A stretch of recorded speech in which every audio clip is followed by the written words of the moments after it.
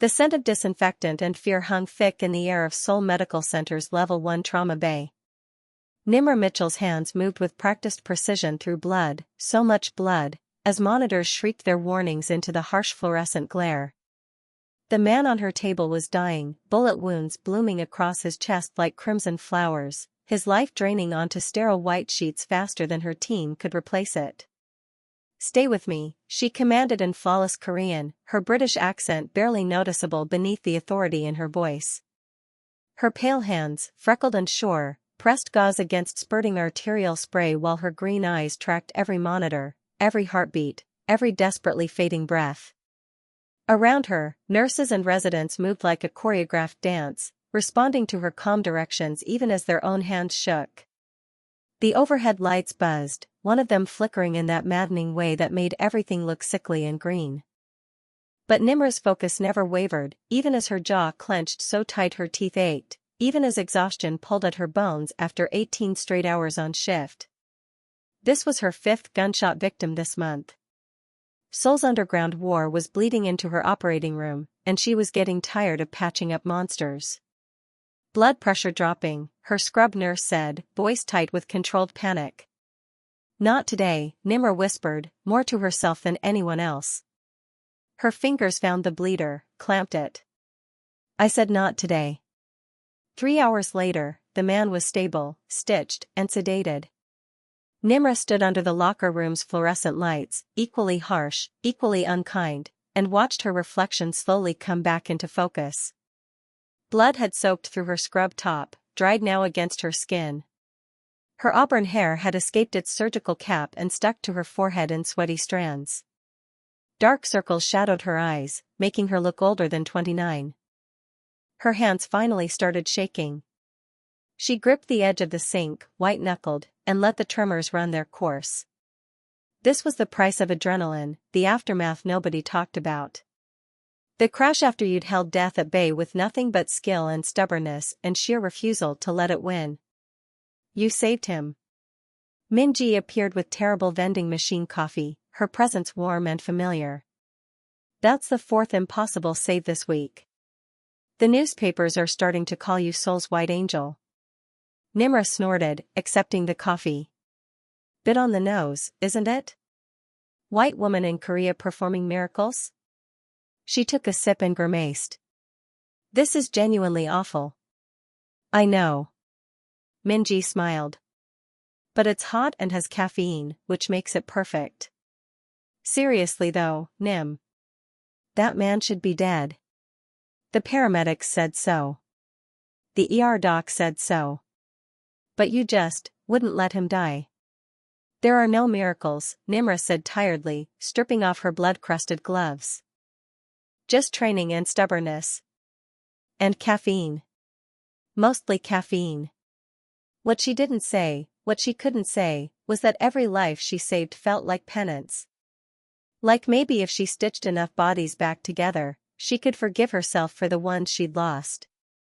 Outside in the hospital parking lot, rain fell in sheets that turned the sodium vapor lights into golden halos against the November darkness.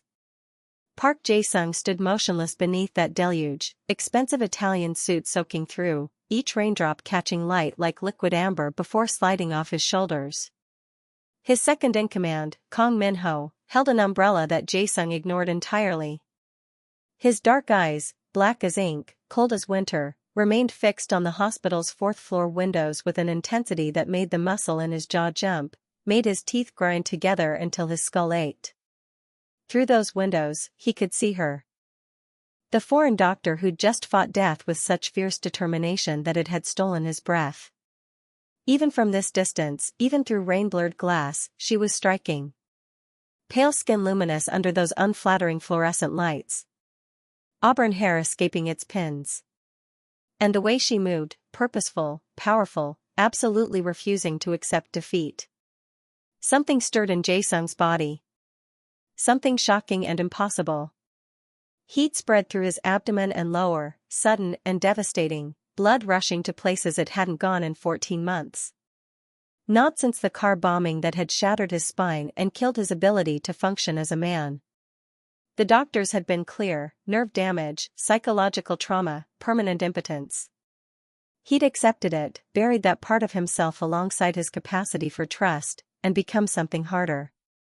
Something more efficient. But now, just watching this stranger work, his body responded with brutal intensity. His hands clenched at his sides, knuckles white, the dragon tattooed across them seeming to writhe in the rain-diffused light. His breath came shorter. His heart hammered against his ribs. And lower, impossibly, undeniably, life. Boss? Minho ventured carefully, concern evident in his shifted weight. Are you all right?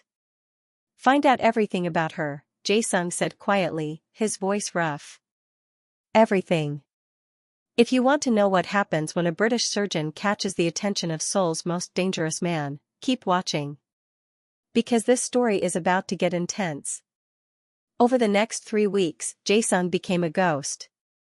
He sat in his black sedan under the orange glow of street lights, watching Nimra arrive for morning shifts in the pearl light of dawn. Watched her leave, exhausted, under the violet shadows of dusk. Watched her grab coffee from the cart bathed in golden afternoon sun, laugh with colleagues under the hospital's overhang during rain showers, tie her hair back with practiced efficiency before disappearing through automatic doors. Each time he saw her, his body responded. Proof, irrefutable and shocking, that he wasn't as broken as the specialists had claimed. His men thought he was losing his mind. Minho compiled reports under the blue glow of computer screens, his face illuminated in strange angles as he worked. Dr. Nimra Mitchell, he said, reading aloud. 29 years old, British, moved to Seoul 4 years ago. Top of her class at Cambridge, trauma surgery specialist at Seoul Medical. Works 70-hour weeks. Colleagues call her brilliant. Patients call her a miracle worker. She volunteers at free clinics in Itaewon twice a month. He looked up, studying his boss with worried eyes. She's extraordinary, boss. And completely clean, no connection to our world whatsoever. Good, Jae-sung said, jaw tight. Keep it that way. His fingers drummed against his thigh, the only external sign of the hunger burning through his chest, the want that was becoming need. But he couldn't approach her. Not yet. Not when everything he touched turned to violence and blood. Not when his very presence would put her in danger. So he watched. And waited. And tried to understand why this woman, this stranger, had awakened parts of him he thought were dead.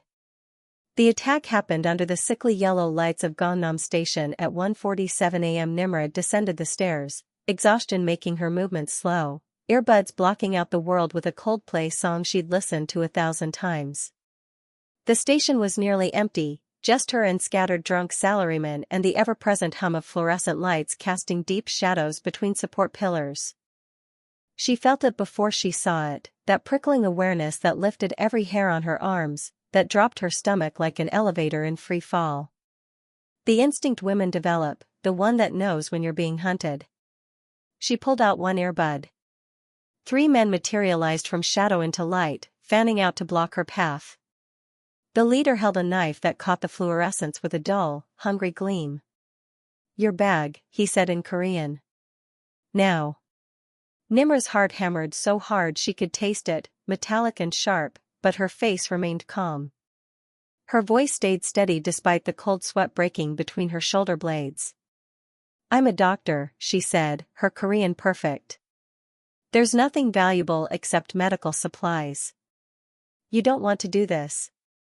The leader sneered, stepping closer into a pool of harsh light that made his face look skeletal. We'll decide that. Then a figure dropped from the upper platform. He landed between them with predatory grace that made the air itself shift, made every instinct in Nimra's body scream danger even as relief flooded her veins. Park Jae-sung straightened slowly under the fluorescent glare, and even in that unflattering light, he was terrifying. Shadows carved his face into harsh planes and angles. His eyes were black voids, reflectionless and cold. Tattoos crawled up his neck, dragons and phoenixes locked in eternal combat, disappearing beneath the collar of his black shirt. Leave, he said simply. His voice was silk over steel. The thugs recognized him instantly. Terror blanked their faces, turned their legs to water. Mr. Park, the leader stammered, knife trembling. We didn't know she was yours. She's not mine, Jae-sung corrected, his voice even softer, even more dangerous. The muscle in his jaw jumped, the only sign of rage burning through him, making his hands want to form fists, want to break bones. But you're golden tigers, and I've told your boss what happens to his men who operate in my territory. He paused. Smiled. It didn't reach his eyes. I'll give you 10 seconds. They fled into darkness, their footsteps echoing. Jae-sung turned to Nimra, and for the first time, they stood face to face under the harsh station lights. Up close, bathed in that unforgiving fluorescence, he was even more imposing. Sharp features that could have been carved from stone. A scar through his left eyebrow that caught the light. Dark eyes that seemed to catalog everything, miss nothing. The tattoos were intricate artwork, beautiful and terrible and speaking of violence. Who are you? Nimra demanded.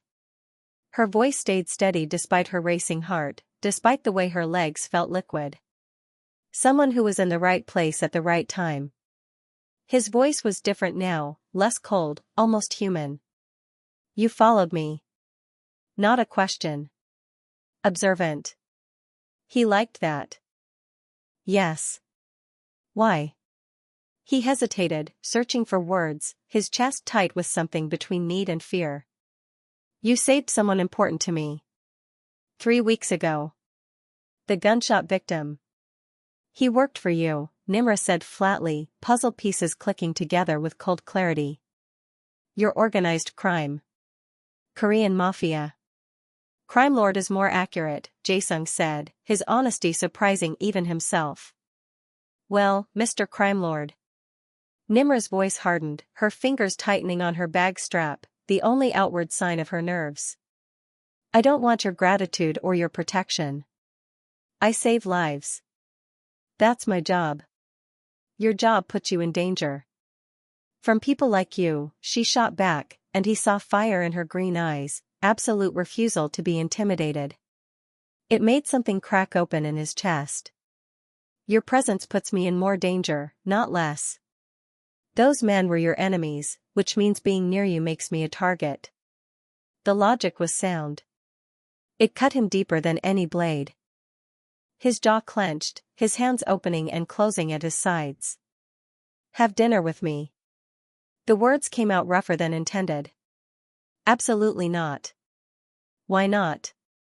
Because you're a criminal, I'm a doctor, and this is insane. Her voice stayed steady, but he could see her pulse racing at her throat, could read conflict in her eyes. One dinner, he said, and then did something he never did. Please. The word tasted foreign on his tongue, vulnerable, exposed. His chest felt like it might crack open, spill everything he usually kept buried. Nimra hesitated. This dangerous man with his tattoos and reputation and casual admission of criminality was asking, not demanding. And something in his eyes, something raw and unguarded, called to the healer in her. The part that saw broken things and wanted to understand them. One dinner, she heard herself say, wondering if she was making a terrible mistake. And then you disappear from my life. Agreed. Relief flooded through him so intense it made his knees weak. Tomorrow night. What time do you finish work? 8. Then 8:30. There's a place in Hanam-dong. Traditional Korean food. Quiet. Private. Fine. Nimra pulled out her phone. But I'm bringing pepper spray. Fair enough. Jae-sung pulled out his own phone, hands finally steady now that she'd agreed. Give me your number. So you can track me? So I can send you the address, he said softly. And so you have mine. In case you need help. Their eyes met. Held. This is a mistake, Nimra whispered. Probably, Jae-sung agreed. But neither of them walked away. The next evening, warm lamplight filled Nimra's apartment in Itaewon, so different from the harsh hospital fluorescence. Golden light spilled through her windows as sunset painted Seoul in honey and bronze. She stood before her closet, staring at her options with the intensity usually reserved for surgical decisions. Sarah, her British flatmate and closest friend in Seoul, lounged on the bed, silhouetted against that golden light. "The green dress," she announced. "Brings out your eyes and says I'm stunning but also might stab you." "I shouldn't even be going," Nimra argued, but her hands were already reaching for the dress. "This man is dangerous, Sarah. He's actual organized crime. All the best men are a little dangerous, darling." Sarah's voice carried warm affection and concern both. "Besides, when was the last time you went on a proper date? And I mean one that wasn't with a textbook or a cadaver. This isn't a date. It's reconnaissance. Know your enemy. Is that what we're calling it?" Sarah grinned. "You fancy him." "I do not." "Nimra. Love. You're a brilliant surgeon but an absolutely rubbish liar. You fancy the dangerous gangster with the cheekbones and the tattoos. Own it." Nimra chose the green dress, emerald silk that slid over her pale skin like water in the lamplight. She twisted her hair into a low bun, applied minimal makeup that emphasized her eyes, and tried to ignore how her hands trembled slightly. When the knock came at exactly 8:30, her stomach flipped, a physical sensation that made her press a hand to her abdomen. She opened the door to Jae-sung bathed in the hallway's warm incandescent glow, and forgot how to breathe. He stood there in black slacks and a black button-down, sleeves rolled to reveal the full extent of his tattoos, intricate designs that seemed to move in the shifting light. Dragons intertwined with phoenixes and Korean characters flowing like water down his forearms. His hair was styled back, emphasizing the scar through his eyebrow, that mark of violence somehow making him more compelling. "Dangerous. Beautiful. You're stunning," he said simply, his voice rough. She could see his pulse jumping at his throat, could read tension in his shoulders. "You're punctual," she replied, grabbing her clutch with fingers that wanted to tremble. "Shall we?" The ride to Hanamdong passed in comfortable silence, Seoul's lights streaming past in ribbons of golden crimson and electric blue. The restaurant sat tucked away from main streets, its exterior lit by soft paper lanterns casting everything in warm, intimate amber. Inside was dimmer still, all dark wood and golden light from traditional lamps, shadows pooling in corners like secrets. The owner greeted Jae-sung with a deep bow that spoke of respect and fear both. They were led to a private room with sliding doors, settled on cushions as food began arriving under the warm glow of a low-hanging lamp. "Why am I here, Mr. Park?" Nimra asked as tea was poured, the amber liquid catching light like honey. "Jae-sung, please." He handled the teapot with surprising grace, despite the tension she could read in his shoulders. "You're here because I wanted to apologize properly." "For endangering me or stalking me?" "Both." He met her eyes in the lamplight, and she saw vulnerability there that he usually kept hidden. "And because I haven't been able to stop thinking about you since I watched you save that man's life." "You were there? In the observation room?" "I followed the ambulance." The admission cost him something, she could see it in the way his fingers tightened on his cup. "He took a bullet meant for me." "And you felt guilty?" Jae-sung nodded, lamplight casting shadows that made his face look haunted. "Guilt isn't an emotion I'm familiar with, Dr. Mitchell. In my world, casualties are expected. Acceptable, even. But watching you fight for him, a stranger who associated with criminals, with such determination, it affected me." His voice dropped lower, rougher. "It woke something in me I thought was dead." "Every patient matters," Nimra said firmly, leaning forward into the light. "I don't care if they're saints or sinners. When they're on my table, they're human beings who deserve to live. Even criminals. Especially criminals. Everyone deserves a chance at redemption." Her conviction was absolute, unwavering. "Do you believe that?" Jae-sung's eyes searched hers, his body leaning in despite himself. Or is that just something you tell yourself to sleep at night after stitching up monsters? I believe people can change, Nimra said carefully, her pulse visible at her throat. But they have to want to. Do you want to change, Jae-sung? The question hung heavy in the golden lamplight between them. Jae-sung set down his chopsticks, the small sound loud in the intimate space. She watched his throat work as he swallowed, gathering courage. For 14 months, he said slowly, each word deliberate, I've been broken. The car bombing left damage the doctors said was permanent. Physical trauma combined with psychological barriers. They told me I'd never function as a man again. His hands clenched on the table, knuckles white, dragons seeming to writhe. Nerve damage. Surgical complications. Psychological trauma manifesting physically. Multiple specialists gave me the same prognosis. So I accepted it. Became colder. More ruthless. Figured if I couldn't be fully human, I'd be a more efficient monster. Nimra's medical mind engaged immediately, but it was her heart that responded to the pain in his voice, the shame he was trying to hide. That's a terrible way to think about yourself. It's accurate. He forced himself to meet her eyes, to let her see him completely. I've killed people, Dr. Mitchell. Not in self-defense. Not accidentally. I've given orders that ended lives. 19 people by my own hand.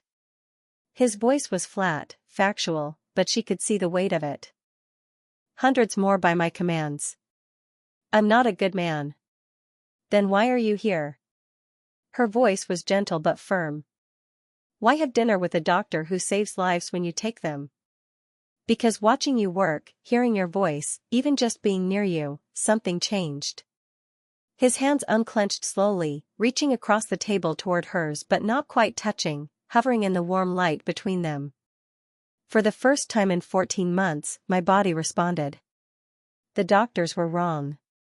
I'm not broken. At least not completely. His voice dropped to barely above a whisper. And I don't understand why, but you're the reason. Nimra's breath caught. Her own hands trembled as she reached to meet his halfway, their fingers finally touching in the lamplight, electric. That's not how physiology works, she said, trying to cling to medical logic even as emotion flooded her. Psychological components are real, but it's not magic. It's neurology, blood flow, hormonal, or maybe, Jae-sung said quietly, turning his hand to lace his fingers with hers, I needed a reason to fight for myself. And you gave me one. His thumb stroked across her knuckles, gentle touch that made her pulse race, made heat pool low in her belly. The admission hung between them, raw and dangerous. What do you want from me? She asked, voice not quite steady. Honestly? I don't know. His eyes searched hers, desperate and hopeful both. A chance, maybe. To see if this connection is real. To understand why you make me feel alive when I've been dead inside for so long. Before she could respond, Jae-sung's phone buzzed, harsh modern sound jarring in the traditional space. He glanced at it, and his entire demeanor shifted. The vulnerable man disappeared behind the mask of the crime lord. His jaw went tight, shoulders squared, eyes went cold and hard. What's wrong? Nimra asked, stomach dropping with sudden dread. My warehouse was attacked. 4 of my men are dead. His voice was flat, emotionless, but she could see fury burning beneath, in the tension of his hands, the muscle jumping in his jaw. I need to go. Then go, she said, standing. Do what you need to do. He stood too, studying her face in the lamplight, looking for fear and finding only understanding. You're not afraid. Should I be? Most people would be terrified right now. I spent my childhood in Manchester during the Troubles spillover, Nimra said calmly, though her heart raced. I performed surgery during hospital shootings with active threats. I've treated gunshot victims while their attackers waited outside the ER. Fear is useless. Action matters. Her pragmatism, her strength, made something in his chest swell. You're extraordinary. I'm practical, she corrected. Now go before more people die. As Jae-sung moved to leave, he caught her wrist, touch gentle despite the violence humming through him. His thumb found her pulse, felt it racing. Be careful. If they know about you, they might come after you. Then maybe you should stay away from me. I don't think I can do that. The honesty in his voice, the naked need, made Nimra's breath catch. Then we're both in trouble. Yes, he agreed, thumb still stroking her racing pulse. We are. But what happened next changed everything. The warehouse sat in industrial darkness, floodlights casting harsh white light over smoking ruins and bodies. Jae-sung arrived to find his men lying in pools of blood that looked black in the artificial light, their faces frozen in final moments of terror. This wasn't sloppy work. This was surgical. Professional. The kind of precision that made Jae-sung's jaw clench tight enough to ache. Minho met him at the entrance, face grim in the harsh floodlight. Boss, this was military level. Clean shots, tactical entry, professional extraction. His voice was tight with controlled anger. Whoever did this knew exactly when to hit and how many men we had. Who? We don't know yet. But they left this. Minho handed him a playing card, the Queen of Hearts, with a message written in English on the back. Checkmate begins with the Queen. Jae-sung stared at the card, ice forming in his veins. They knew about Nimra. Sarah appeared from inside, tablet glowing blue-white in the darkness. Boss, I found something. She showed him surveillance footage, a team of 6, faces covered, moving with practiced efficiency. But one paused to look directly at the camera, pulling down his mask briefly to reveal cold blue eyes and a snake tattoo on his neck. Dmitry Volkov, Jae-sung breathed, recognition making his hands form fists. Russian Bratva. He's been in Seoul for 2 months, Sarah said, swiping to another image. Quietly building an empire. Making alliances. And apparently, he's decided you're in his way. Jae-sung's jaw tightened, his entire body vibrating with controlled rage. Find out everything.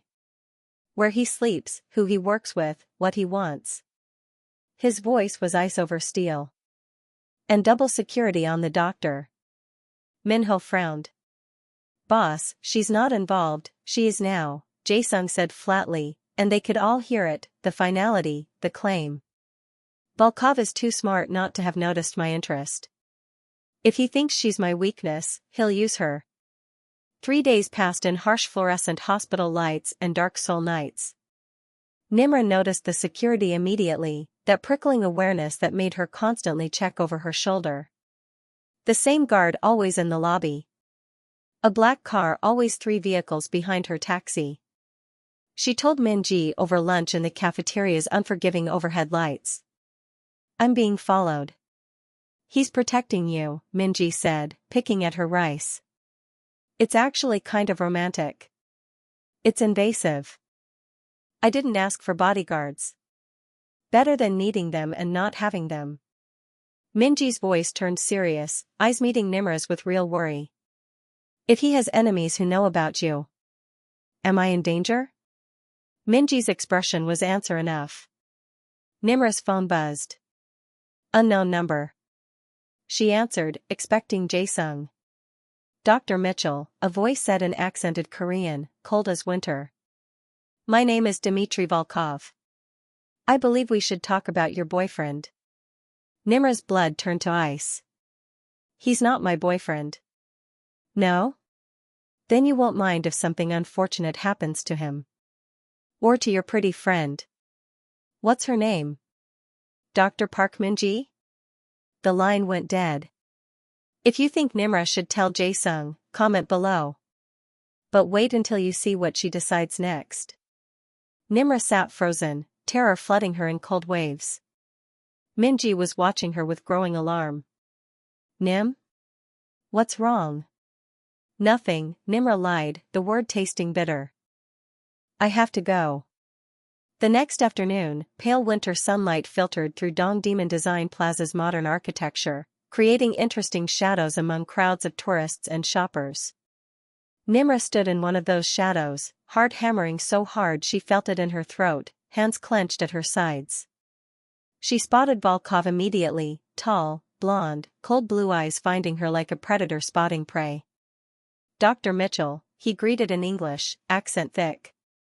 "Thank you for coming. What do you want?" Nimra kept her voice steady despite the fear clenching her stomach. "To give you a warning." He stepped closer into a shaft of pale sunlight that made his snake tattoo stand out starkly. "Park Jae-sung is dangerous. He's killed dozens of people. Built his empire on blood. I'm aware of what he is." "Are you?" Volkov's expression was almost kind, which somehow made it worse. "Because from where I stand, you're a good woman making a terrible mistake. I want you to walk away. Leave Seoul. I'll make sure you're safe. And if I don't? Then you'll be caught in the crossfire when I destroy him." His eyes went hard as stone. "I'd rather not kill an innocent woman, but I will if necessary." "You're threatening me to save me? That's twisted. That's survival." He handed her a business card, fingers cold when they touched hers. 48 hours. Think about it. He disappeared into the crowd. What Nimra didn't know was that Jae-sung's security had followed her. What she didn't know was that Jae-sung himself watched from a nearby rooftop through binoculars, and seeing Volkov approach her filled him with such murderous rage that every muscle in his body locked tight. Minho physically restrained him. She went to him willingly. "We should find out why." "Take me to her apartment," Jae-sung said quietly. Deadly quiet. Now. When Nimra returned home that evening, the apartment was dim, only one lamp lit, casting long shadows. Jae-sung sat on her couch like a shadow-given form, face half in darkness. When he stood, the movement was predatory. "You met with Volkov," he said quietly. Dangerously calm. "How did you? I have people watching you." His jaw clenched. "What did he want?" "To warn me about you. To tell me I should leave Seoul." "And you believed him?" "I don't know what to believe anymore." Nimra's voice cracked, all her fear and exhaustion bubbling over. "My life was simple before you. I saved lives, went home, was safe. Now I have Russian mobsters threatening me, bodyguards I didn't ask for, and a crime lord sitting in my apartment." "I'm protecting you," Jae-sung growled, closing the distance between them. "From dangers you brought into my life." She stood her ground, hands forming fists. She was tired of being afraid, tired of being careful. Yes. The admission seemed to cost him everything. His shoulders sagged, some fury bleeding out. "Yes, I brought this to you. And I'm sorry. But I can't stay away from you, Nimra." His voice dropped, became rough. "I've tried. God knows I've tried." "Then what do you want from me?" she demanded, tears finally breaking free. "Because I can't do this. I can't be your weakness, your target, he kissed her. Sudden and desperate and tasting of rain and regret. His hands cradled her face like she was something precious, something breakable, even as his mouth claimed hers with barely leashed hunger. For a moment, Nimra froze, shocked, overwhelmed. Then she kissed him back. Her hands fisted in his shirt, pulling him closer, pouring 14 months of his loneliness and her exhaustion and their impossible situation into that kiss. It was angry and tender and terrifying and perfect. When they finally broke apart, both breathing hard, his forehead rested against hers. "I want you safe," he whispered. "I want you in my life. I want to be worthy of you. And I have no idea how to make any of that happen without getting you killed." "Then we figure it out," Nimra said, her voice steadier now. "Together. But no more stalking. No more unilateral decisions. If we do this, we do it as partners. Equals. You're a surgeon. I'm a criminal. You're a man who needs to heal, she corrected. And I'm a woman who fixes broken things. Maybe we can fix each other. He searched her eyes, those green eyes that saw him completely and hadn't looked away. You're sure? No, she admitted honestly. But I'm willing to try. Outside, rain began to fall, soft and steady, washing Seoul clean. And in that dim apartment, a British surgeon and a Korean crime lord stood at the precipice of something impossible. Something dangerous. Something that might just save them both. But Dmitry Volkov wasn't finished. And what he did next would test everything Nimra and Jae-sung were trying to build. Because in Seoul's underworld, love wasn't just complicated. It was lethal. To be continued. What would you do if you were Nimra? Trust the dangerous man who's honest about his darkness, or walk away before it consumes you? Drop a comment and let me know.